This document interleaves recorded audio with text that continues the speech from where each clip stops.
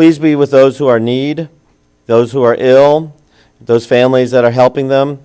Also be with the members who are in the service, especially overseas, and with our local emergency services personnel, sheriff, fire, rescue, especially after all the hard work they did during this most recent snowstorm.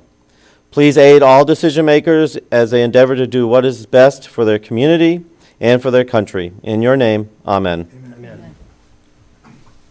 Allegiance to the flag of the United States of America and to the republic for which it stands, one nation, under God, indivisible, with liberty and justice for all.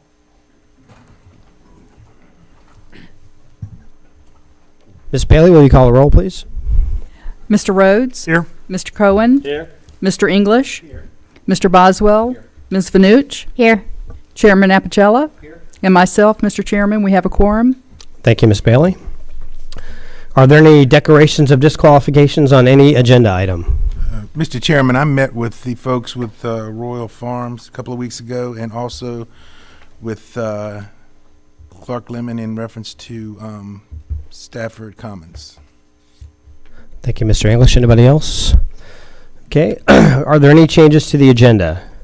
Yes, sir, Mr. Chairman. I need to ask for a deferral on RC 151-50498 and also CUP 151-50499. Ask for deferral to February the 10th. Is that a motion, Mr. English? Yes, it is. Is there a second? Second. Okay. And the applicant has agreed to that deferral? Yes. Okay, there's a motion on the floor to defer items 3 and items 4. Mr. English, anything else? No, sir. Anyone else? No, sir. Okay. All those in favor of the motion to defer signify by saying aye. Aye. All opposed? Motion carries 7-0. Okay, I'll now open the public presentation portion of the meeting. And just for the sake of the folks who are watching on TV, I know there's probably thousands at the moment. We have a relatively small audience, so I just want to see if anybody is interested in coming forward during the public presentation portion of the meeting. Okay, seeing none, I'm going to close the public presentation portion of the meeting and move on to items 1 and 2, which are public hearings. We can discuss those jointly. Mr. Chairman? We Oh, do have another you know, item. my fault. We do. We have, actually, you should look at my agenda. We have a presentation tonight by Mr. Chris Rapp, who's the Director of Public Works, going to provide an update on the transportation program. Thank you, Mr. Rapp. My apologies.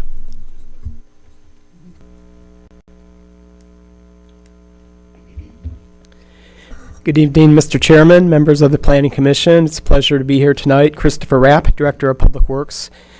I am pleased to provide the following road project update. We've been very busy. We had good weather this fall and early winter. Poplar Road, Phase 1 and 2, the punch list has been completed, and we're awaiting reinspection and acceptance by VDOT. Truslow Road, the new alignment is open to traffic, and the cul-de-sac is paved, and we're still working on laying drainage pipe and water line, and there's some other work to do, but we'll be done with that by June. Mountain View Road Phase 1, the paving and striping is completed, and the contractor is working on the punch list. And Mountain View Road Phase 2, the punch list items have been completed, and we're awaiting VDOT final acceptance. On Poplar Road and Mountain View intersection, we're still undergoing right-of-way acquisition. We've acquired most of the right-of-way and easements. There's several other property owners we're still working with, and we're obtaining quotes on relocation costs for when we do get that right-of-way. Brook Road, safety improvements. Land acquisition was completed. Dominion Virginia Power has started the relocation efforts. They're actually well underway, and as soon as they finish, Verizon is scheduled to start relocation in February. We're also working on a draft MOU with Stafford Schools and Stafford Hospital to relocate the fiber optic line that is along the road. This project, Jefferson Davis Highway and Telegraph Road, the intersection improvements were completed this summer. On Garrisonville Road, we've been quite active. We're now in the utility relocation phase. We continue to work with property owners. We've settled 25 of the 39 properties, obtaining right-of-way and easements. We're still working with others. We did file several certificates of take. We continue to work with those property owners, including Mike Steiner and Professional Collision, to address their concerns and reach a purchase agreement. We also had a public informational meeting that was well attended for several Route 16 projects, including Onville Road, Garrisonville Road, widening, and the intersection with Route 1 that I'll discuss in a minute, and that was well attended. Centerport Parkway, that is complete. The new roadway is open, and we're awaiting VDOT acceptance. Those are some older photos, but it's actually complete. Enon Road, we anticipate a public hearing in March, and we're working on that advertisement and notification to the surrounding landowners. The right turn lane at Route 1 and Garrisonville Road, since I've last spoke with you, the Commonwealth Transportation Board, the CTB, they approved the request to shift the limited access fencing that's along Interstate 95. And we've been working with VDOT to get final plan approval. Right now, the steps are, there's a power pole that is in conflict, so as soon as the snow clears, Dominion will hopefully be out there to relocate the power pole. And then VDOT, their contractor, will actually install new signal poles. They're going to replace all the signal poles and make improvements for the additional right turn lane. That'll be about 30 days. And then we'll start our right turn lane improvement, and the whole project will be wrapped up by July.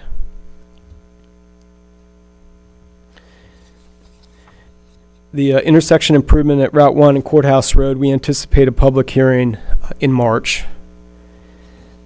We had an informational meeting with citizens this summer that was well attended. The wayfinding signs, the contractor has been out drilling foundations. These are quite substantial. They're at least 8 feet deep with reinforcement bar, and then they pour concrete. They've completed 22 of the 39 foundations. They've drilled others. As soon as the snow melts, they'll be back out early February. They've also been working on the signs themselves. Those are painted, and they're being prepared for installation. And Truslow Road, we also had another safety improvement project where VDOT had identified fixed objects in the clear zone, and we removed 196 trees. The photo there shows some stumps. We actually cut those stumps down to no higher than 4 inches above the ground. And lastly, Juggins Road sidewalk. This was a nice project. We added sidewalk along a portion of Juggins Road. And that concludes my report. Do you have any questions? Any questions, Mr. Rapp? And Just going? Hi, just a couple things. If you could just send them, you don't have to answer anything. Just could send me some information. I remember on the Brook Road issue, there was some comments way back when by some public about where the road would be and how it would be widened and et cetera. So if you could just send me some information on that project in general. Sure. And then just because I remember being in a meeting where we were discussing the Courthouse Road update, and there was a lot of questions about, particularly when it goes back to where the Route 1 separates and there's the wooded area. I'm just curious if in all the plans that's still remaining, or if that's going to be sort of taken away to widen the Route 1. Thank you. Any other questions? Seeing none, thank you, Mr. Rapp. And I greatly appreciate the information and your time. I was wondering if you might be willing to send us a copy to Mr. Harvey for our benefit of the presentation. He has a copy already. Great. Thank you so much. Thank you. Okay. Now moving on to public hearings, items 1 and 2. Mr. Harvey? Thank you, Mr. Chairman. If you could please recognize Mike Zaraf for the presentation. If I can have the computer, please. Good evening, Mr. Chairman, members of the Planning Commission. Mike Zaraf, the Planning and Zoning Department. I'm going to present items 1 and 2 together. This is for Stafford Lakes Plaza Royal Farms. It's a zoning reclassification and conditional use permit. Just first going through the zoning reclassification, item 1. This is a request to amend proffered conditions on the Stafford Lakes Plaza site. The applicant is proposing to construct a Royal Farms gas station and a convenience store on a portion of this overall site. The proposed Royal Farms site would not comply with some of the existing proffers, including internal street access points and fire sprinkler requirements. The applicant is proposing these amendments to support the development of the Royal Farms in addition to other development requirements. Total area is 25.77 acres in Zone B2 urban commercial.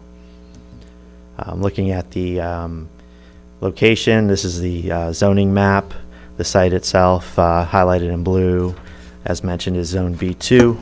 It's on the north side of Warrenton Road, east of the intersection with Village Parkway.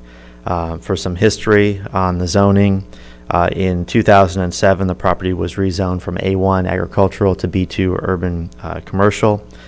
With proffers, the original development scheme envisioned commercial retail and office complex with anchor stores to the rear of the site and several pad sites fronting on Warrenton Road. In 2010, infrastructure plan was approved for grading of the site and an installation of some of the utilities. And since that time, no additional development has occurred. Here's an aerial photo of the site. This is, for reference, the open field across from the Walmart out by Stafford Lakes Village. The site's undeveloped, has generally level terrain near Warrenton Road. On the north half of the site, to the rear, the land slopes down to Falls Run. The graded area is open grass area, and the other remaining areas to the northern half of the site and adjacent to Cardinal Forest are wooded. Falls Run at the northern property line is a perennial stream. Includes a 100-foot critical resource protection area buffer and 100-year floodplain. As surrounding the site, as I mentioned, to the east is the Cardinal Forest subdivision. Opposite side to the south is the Walmart and other undeveloped commercial pad sites.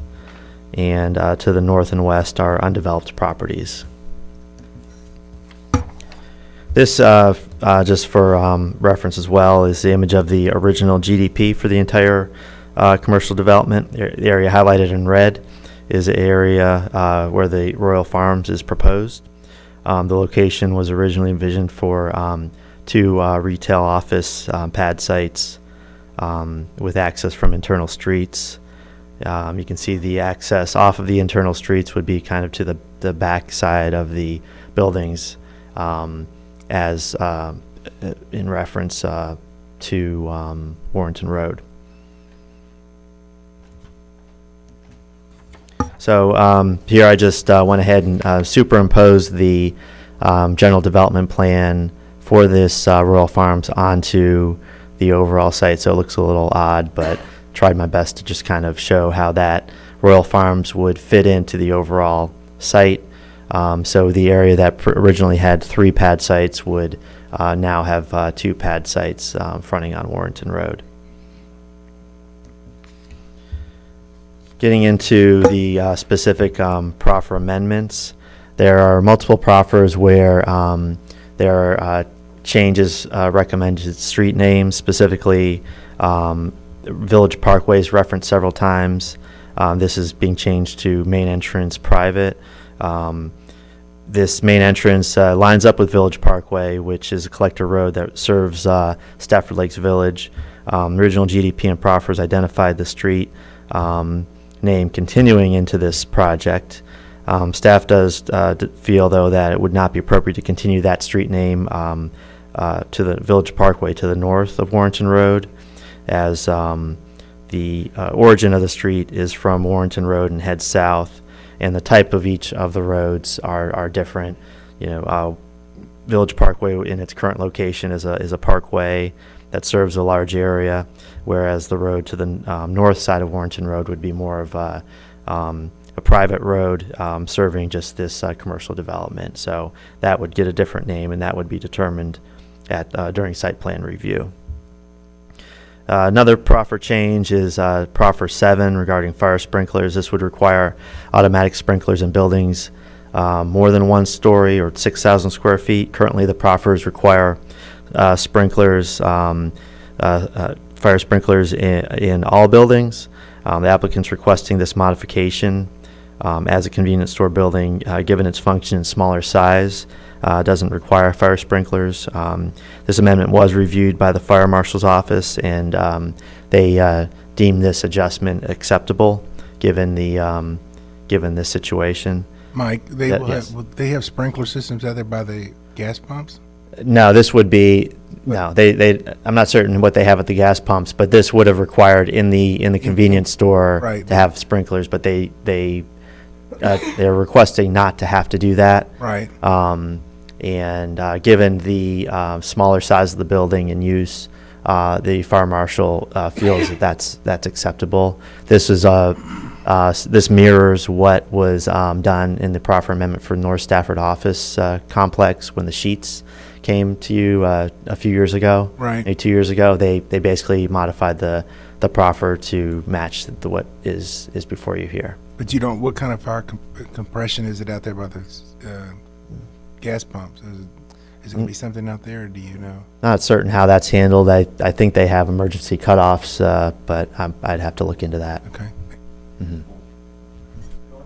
And just real quickly, I know that the fire marshal said it was acceptable. Do they have different levels that they've told you in the past? I mean, do they say with certain things, this is preferred, or this is, Yeah. Doable, acceptable? I mean, Yeah. I'm just curious. There are different standards in the building code that of what types of fire sprinklers, and generally in the smaller buildings, it's not necessarily required.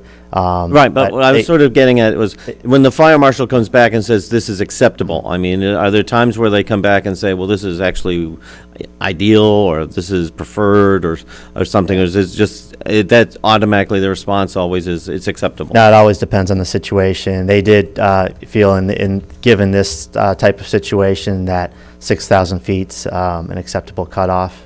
And anything larger, they're likely to come back and say that they would want those sprinklers to remain. So that's, yeah. Okay, next amendment would be proffer 10. This is related to private road A. This would be a request to reduce the access distance to Warrenton Road from 180 feet to 140 feet and include additional measurement details. This is just a screenshot of the original GDP. You could see the access road is where it says monument sign. That's that specific access road that's being referenced. The 180-foot setback basically puts your access or entrance road to the back of this front pad site. So that's what the applicants are seeking relief from. So looking at the general development plan, this would push that access point up 140 feet. That's where this would put it. The staff would note that the proposed entrance would then line up with the drive aisle that is located between the convenience store and fuel pumps, which may be suitable for good circulation through the site. The applicants added the details to clarify how the distance is measured, as it was vague before. The 140-foot distance would be measured from the future third through travel lane on Warrenton Road, which is basically clarified with that blue line that's on the screen. VDOT did review the proposed amendment and determined that there would be no negative impacts from this adjustment to the access point. Proffer 12 then also deals with access setbacks. This is dealing with the setback along the access point along the main entrance drive. This again would reduce what's required from 180 feet down to 140, add some measurement details, and add that additional standards that cross streets along this main access drive should be aligned. So this, although there's not a specific development proposal in this location at this point, the applicants superimposed where that access point might be located along this main entrance drive. It would have to be a right-in, right-out entrance point because that entrance drive would be separated by a median. Then an additional adjustment that kind of came about upon request from staff had to do with some specific stormwater management requirements. This required enhanced stormwater controls be provided subject to the county requiring properties in the watershed above Cardinal Forest for providing enhanced controls. This was also done in response to potential erosion concerns that were raised when the rezoning was originally approved.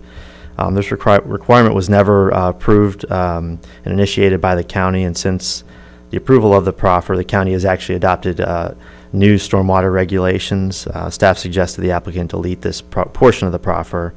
They would still be required to meet current stormwater regulations as the project develops. The final part of that proffer does require a contribution of $10,000 either to the county or to Cardinal Forest HOA for future maintenance if the need arises to culvert crossings of Falls Run. So that would remain. The comprehensive plan in this location is recommended for a commercial corridor within suburban land use. Commercial corridors are intended to encourage commercial activities where there's adequate transportation to accommodate the uses and where suburban scale development is most appropriate. Staff believes the proposed amendments maintain the site's consistency with the comp plan recommendations in this location. As far as a summary of item 1, the reclassification, staff believes it's in conformance with the comp plan. The adjustments to the site layout do not negatively impact the transportation network. Additional text clarifies the intent of the development standards and removes outdated stormwater management requirements. Staff doesn't believe there are any negative impacts from this and recommends approval with the proposed proffers. And now to get into item 2, the conditional use permit. This request would include for motor vehicle fuel sales in the B2 zoning district and highway corridor overlay district, and the convenience stores requires the use permit within the highway corridor overlay zoning district. This portion of the overall site is 1.91 acres. This location map highlights the conditional use permit area in relation to the overall proffer amendment area. Here's the general development plan for the Royal Farms site. The building itself is, for the convenience store, is located in this area. The fuel pumps are here, and there would be 16 gas pumps in this location. As mentioned, the access to the site off of Warrenton Road would be in through this location, and there also then would be access from the back of the site out to the main entrance drive that lines up with Village Parkway.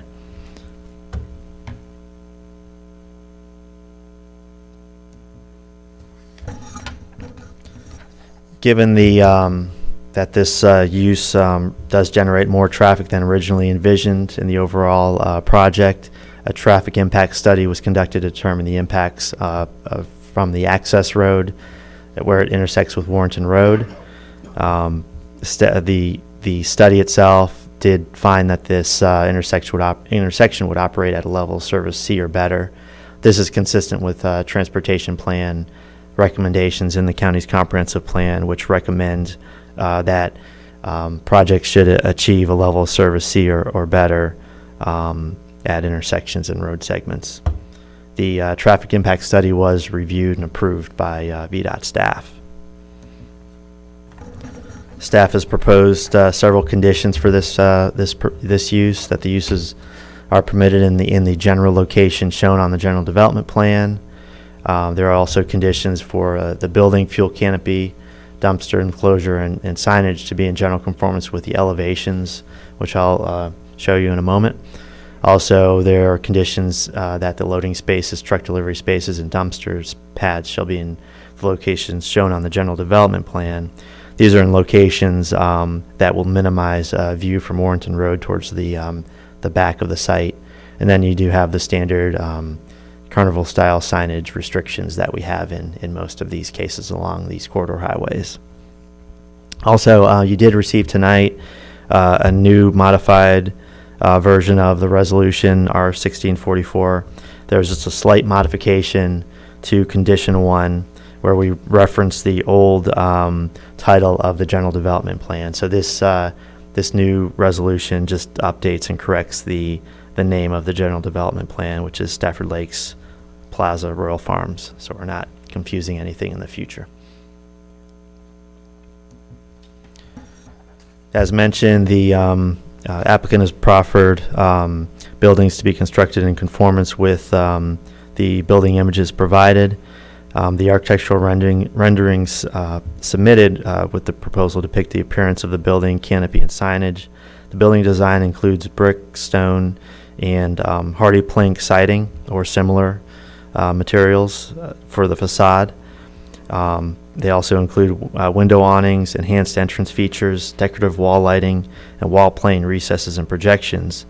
Also the materials consist of subtle earth tone colors. The proposed monument sign would utilize the same brick materials for the base of the sign as you see in the primary building. The proposed fuel canopy is to consist of white columns with the end columns wrapped in stone or brick, and a continuous white canopy awning band. The illumination of the canopy band will be limited to the Royal Farms lettering along that band, and dumpster screening also will consist of similar brick materials. The building design and signage is in conformance with the recommendations in the Neighborhood Design Standards Plan, and would be consistent with the existing proffered architectural details also that exist. I hope they're getting the gas price wrong there. Oh, yeah. Yeah.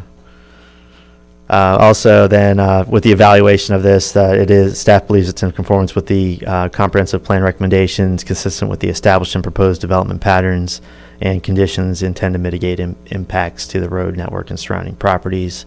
We don't believe there are any negative impacts with this use. And staff recommends, should the concurrent proffer amendment be approved, that we would recommend approval of the use permit with the modified conditions. Thank you, Mr. DeGiraff. Any further questions for staff? Ms. Vanucci? I have a question. I saw on the photo of the brick overlay, there was going to be regular fuel and diesel. Is that an accurate assumption that both types of fuel will be sold there? When we had a meeting with the applicant, I think it's just automobile diesel. I would defer to them to confirm that. I don't believe it's going to be truck diesel, if that's what you're referring to. But I would defer to the applicant to maybe clarify that. Okay. Thank you. Any further questions? Mike, and I appreciate, I asked just how many in that area are there fuel convenience stores and then combos, and you very nicely supplied to me that. You said there's 6 combos, but what do you mean by in that area? I mean, is that within a 2-mile radius, 5-mile radius? What? That goes all the way down to the intersection with Interstate 95. So, I mean, most of them are down closer to 95, but there are a few as you get closer up to this site. But they are pretty much spaced out along the way. Anyone else? Thank you, Mr. Zaraf. Would the applicants or their agent come forward?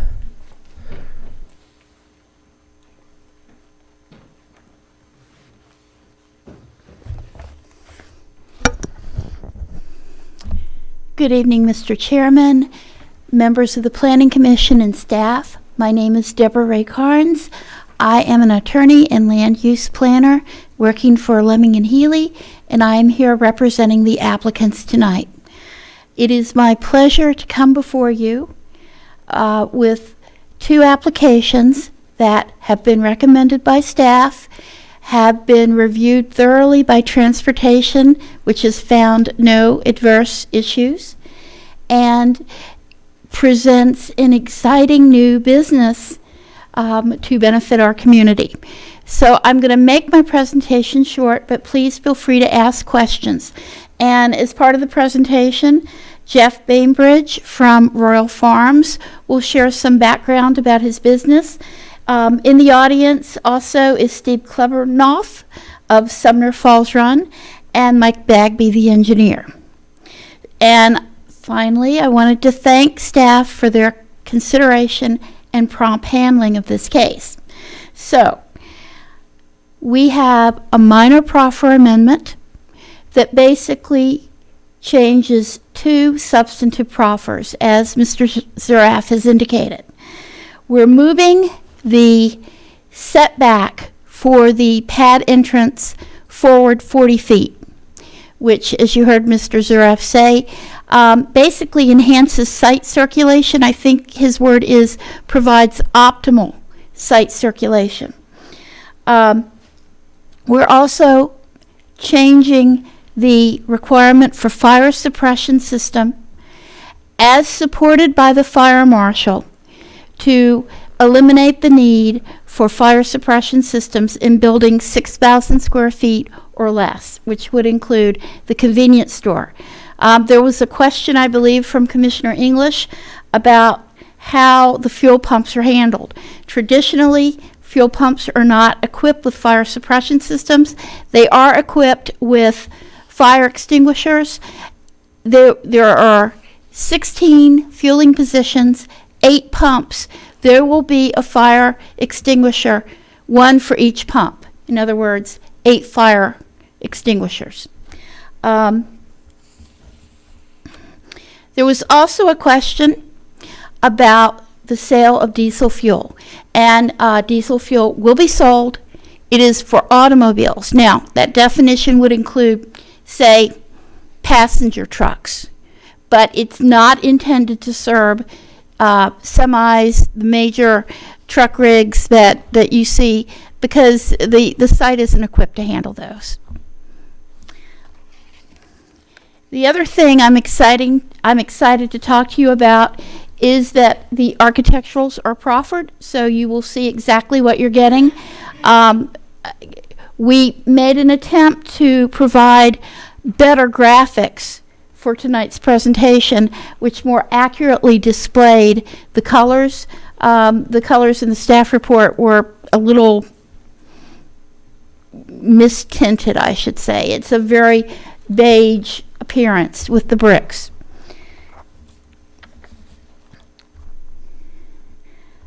The conditional use permit proposes a convenience store with fuel pumps.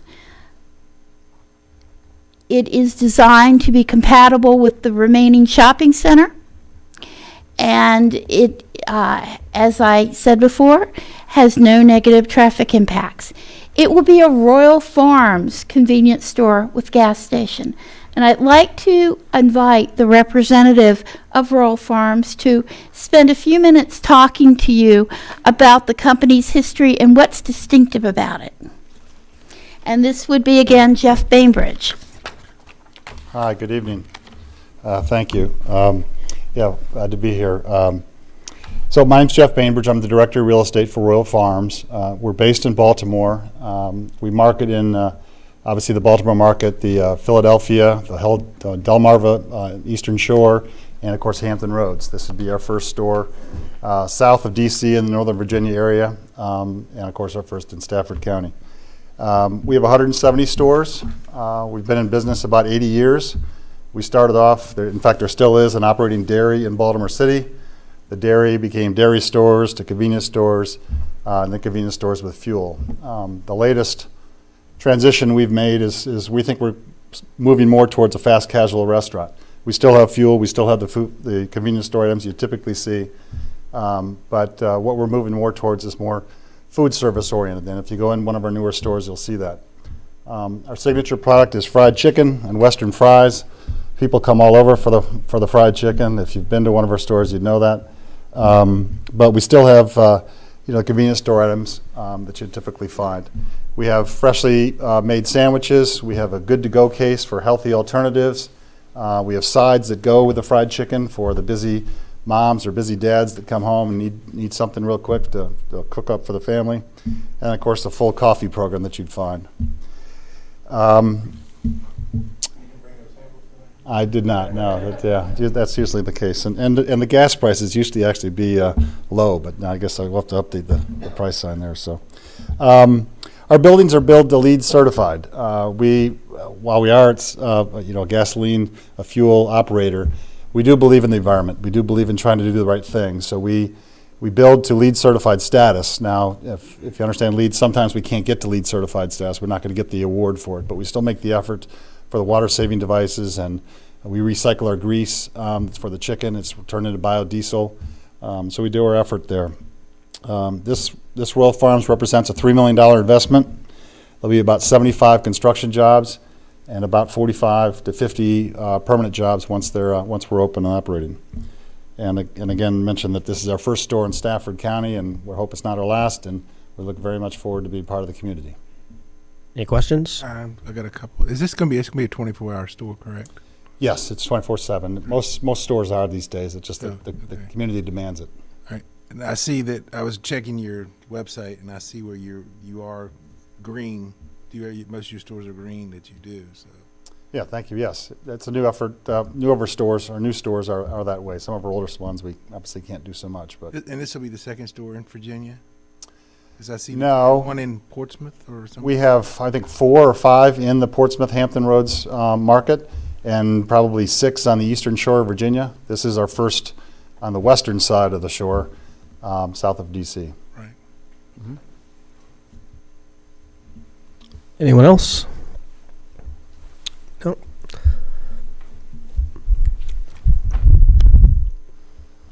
I'll be happy to answer any other questions you have, but I would like at this time to request that you approve both the minor proffer amendment and the conditional use permit. We've worked very hard to respond to each and every one of staff's concerns, and I think this will be a great project. Any questions for Ms. Carnes? Seeing none, I'm going to open the public hearing on this matter.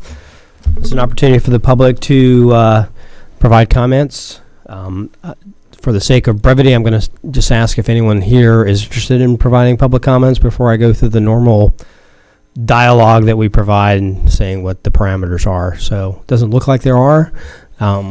With that in mind, I'm going to close the public hearing and bring it back to the commission for further consideration. Mr. English, this is in your district? Yes, sir, Mr. Chairman.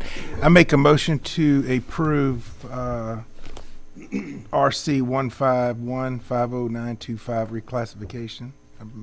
A second. Okay, there's a motion to approve made by Mr. English, so second by Ms. Bailey. She won by just a second there. She did. Mr. English? No, like I said, I did some research on the website. I see that there'll be a very big, good asset for the community. They do a lot of good stuff, is what I've read on the website. They do help the disabled vets, wounded warriors, USO. You do a lot, and I think you'll be a big asset to the community. So. Ms. Bailey? Anyone else? I'll just say that I live in close proximity, and I look forward to having a Royal Farms close by. I don't think we have any gas stations further than, say, I think where the Wawa is. Okay, all those in favor of the motion to approve RC 151-50925 signify by saying aye. Aye. All opposed? Okay, motion passes 7-0. Mr. Chairman, I'd like to make a motion to approve CUP 151-50926. Okay, is there a second? Second. Okay, there's a motion to approve CUP 151 50926 conditional use permit, Stafford Lakes Royal Plaza, Royal Farms. Okay, Mr. English, anything else? No, sir. Mr. Rhodes, anyone else? Okay, all those in favor of the motion signify by saying aye. Aye. All those opposed? Motion passes 7-0. Congratulations. Thank you. Thank you very much.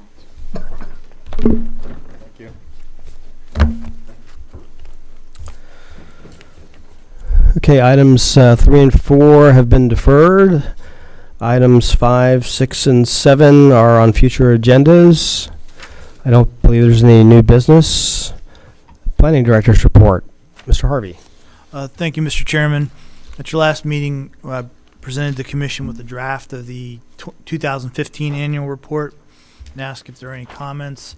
I've not received any directly. Would ask the commission if there are any additional comments and or if the commission wants to adopt the annual report as presented. Any comments, concerns about the draft from anyone? I thought it was good, and I would just make a motion that we approve the narrative as presented. Okay, is there a second? Okay, there's a motion made by Mr. Rhodes, seconded by Mr. English to approve the draft provided by Mr. Harvey. Any further comments, Mr. Rhodes? No, sir. Mr. English? Anyone else? All those in favor signify by saying aye. Aye. Aye. All opposed?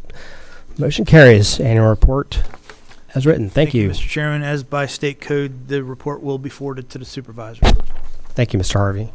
The next item is on the bylaws. The Board of Supervisors recently passed a resolution limiting any boards or commissions to have no more than 2 consecutive terms in a specific office, dealing with chairman and vice chairman primarily. That would require a change to the bylaws. If the commission's inclined to recommend that change, staff will note that there is a provision that the bylaws have to be noticed for amendment for at least 30 days before they're enacted. And when you say notice, what do you mean by that? It's got to be put on, there's got to be an advertisement? How does that work? I will defer to the parliamentarian on that matter. If that's okay. If you give us one moment, Mr. Chairman. Mr. Chairman, I don't believe the notice is that formal. Section 7 of the bylaws under amendment states these bylaws may be changed by a 2/3 vote of the entire membership after 30 days prior notice. So the commission is now put on notice of this bylaws change, and in 30 days the commission could act on it. Okay, got it. Can we discuss it? Do we need to discuss it? What's the protocol prior to the 30 days? Yes, Mr. Chairman, you can discuss it. If there are additional changes that you would like to see, the staff can bring that back to the commission at the next meeting, and then from there you would have 30 days, and then you could adopt it after that. Okay, thank you. So, commissioners, any comments, concerns, suggestions? Okay, so the changes, for clarification, the changes are on page 2, sections 2-3, part B. Is that correct? What about the vice chair? Was that included in the referral or the decision by the boss? Mr. Chairman, I don't have the specific resolution in front of me, but it's my understanding it applied to chairman as well as vice chairman offices. So what language? Because it doesn't say vice chair. What do we need to do to fix that, and then we could start the 30-day clock? Mr. Chairman, I would recommend just adding under section 2-3, paragraph B, the chairman and vice chairman shall be elected, and continuing on as it currently reads. So we can make that change in staff and have the 30-day notice begin today. Okay, is everyone good with that? Is that not, Mr. Chair, noted in the same section under D?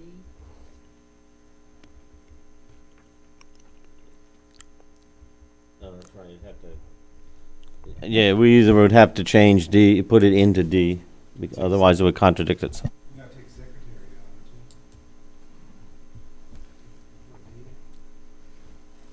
The vice chair and secretary shall be elected at the annual meeting for a term of 1 year, and they may succeed themselves in office. But is Could we just add Except as provided under Part B. Mr. Chairman, I don't see that as a conflict. Provision D allows those two offices to be elected for one-year terms, and they're allowed to succeed themselves. However, I think Provision B will be controlling on the chair and the vice chair that it only could be for 2 years. The secretary would not be limited by that provision of 2 years, however. Okay. Is this something we can just decide on by consensus, or do we need to take a formal vote to put it forward for the next 30-day clock to start?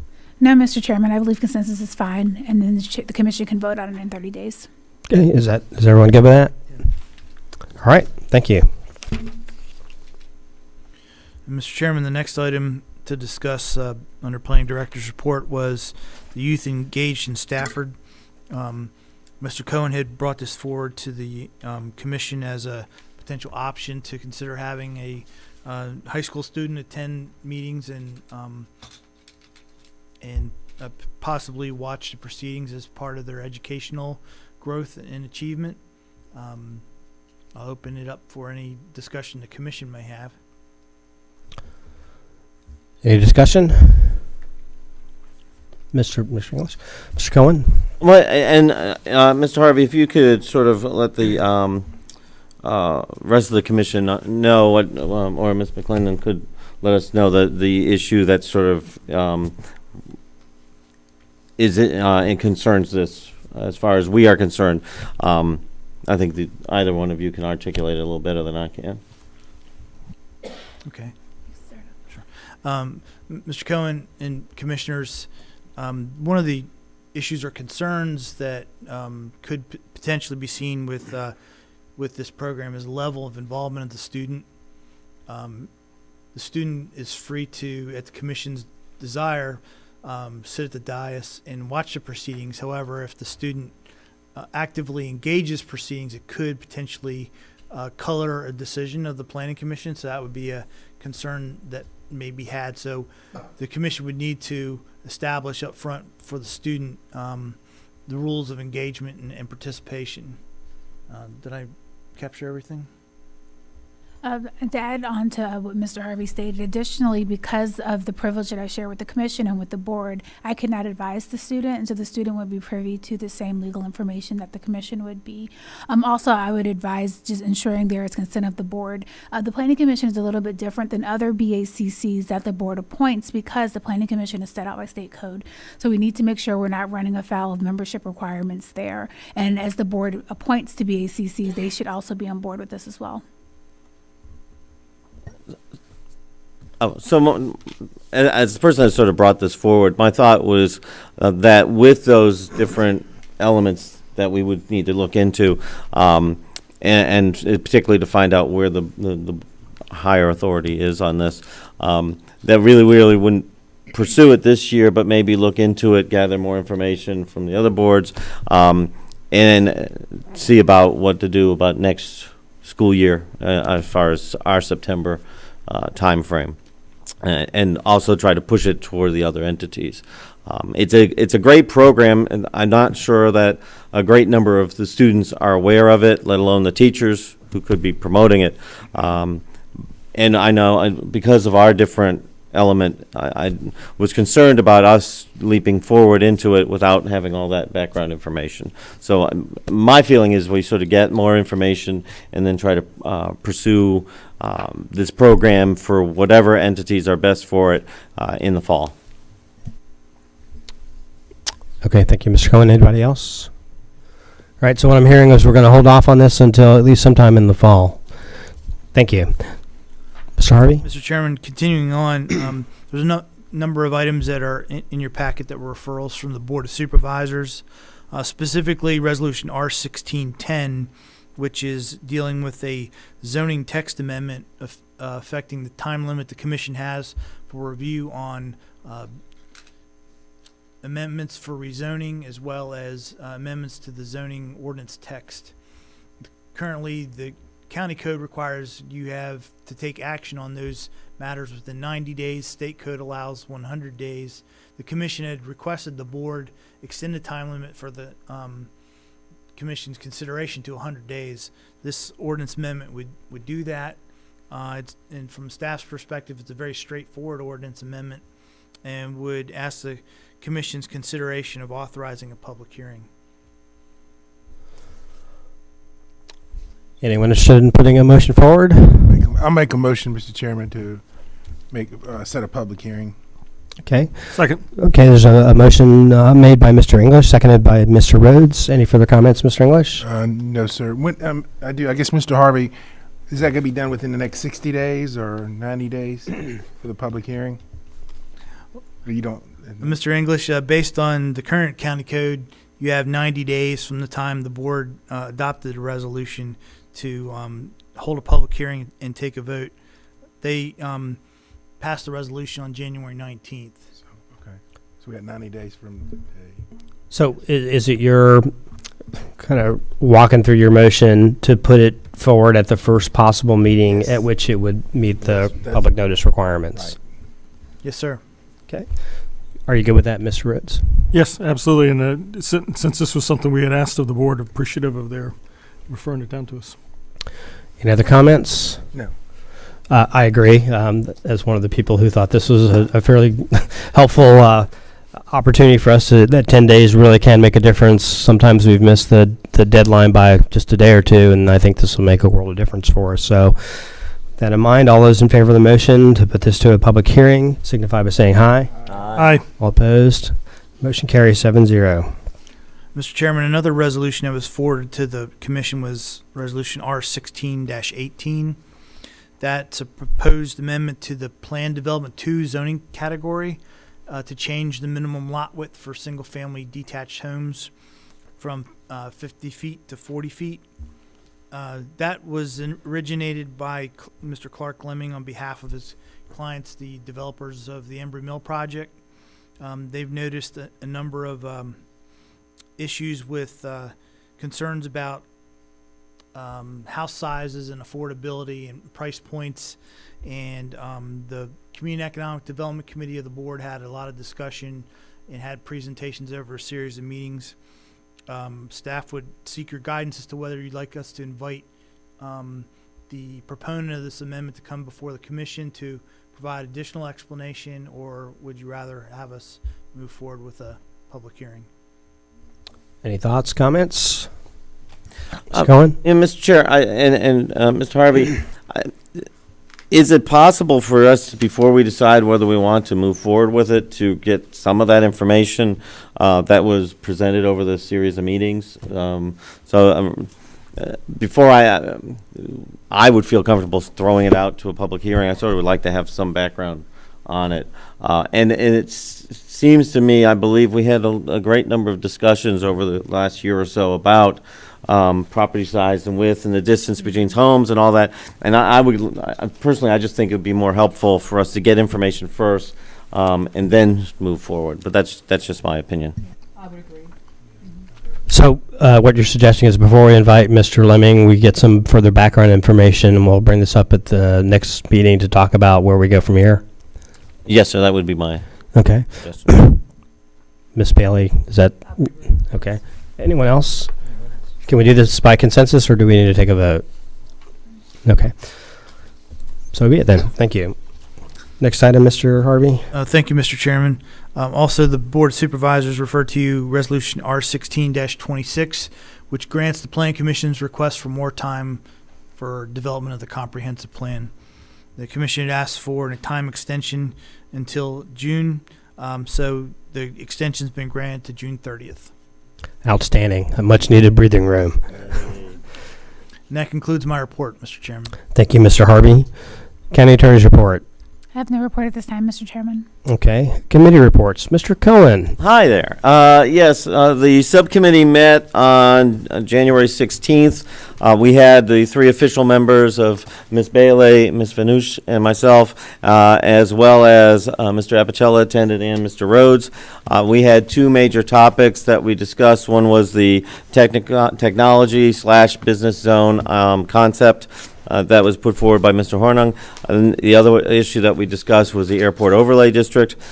Staff is still working on different elements that we had asked them to on sort of to go forward with those to get some idea of what in general we would move forward with a recommendation to this whole body on that. The Board of Supervisors is having their retreat February 4th/5th, I believe, Mr. Harvey.